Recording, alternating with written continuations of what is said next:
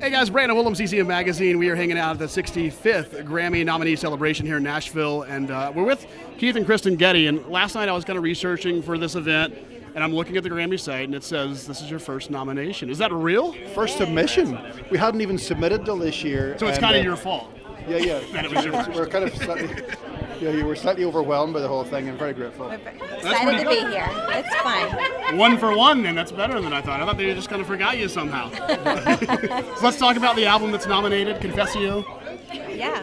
So it's our love letter to our homeland. During COVID, we went home, and we're reinvestigating our roots and the hymnody that we grew up with, and recorded it while we were there. And it's called Confessio, which is a Latin word. It's actually St. Patrick's first hymn.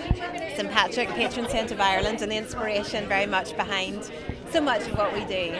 Yeah. That's right. I was up on the north coast one day in a little town called Ballycastle, looking across at Mull of Kintyre, where Paul McCartney wrote his song, and I just suddenly broke down thinking about the history in this island. 17 centuries of people who've often just simple folks who all they had was their music and their faith, and how they passed it on. And so the album kind of came out of that, and it began with St. Patrick's hymn. He brought Christianity to Ireland, and it finished with Kristyn and Alison Krauss doing In Christ Alone, which was our kind of hymn. So it was a kind of a real special project, and so grateful to Ricky Skaggs and so many others who all have a sense of that Irish American identity. So how do you guys juggle this crazy life you have of the conferences, your parents, you have church life, you're traveling not only in America, you're overseas all the time. How do you juggle all of that? Well, it's a lot, but we're very grateful to get to do this together. We met whenever I was 18, he was 24, I met in Northern Ireland, where we're from, started writing songs that first day, and then just kept writing, fell in love,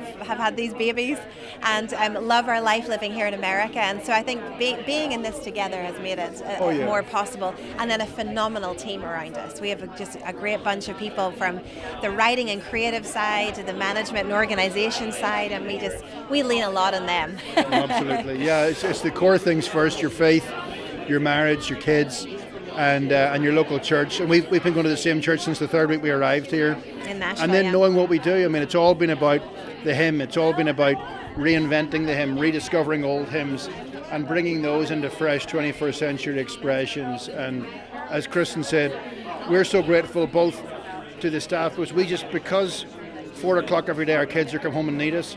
We need a staff who can run it and develop it, because we don't have that time.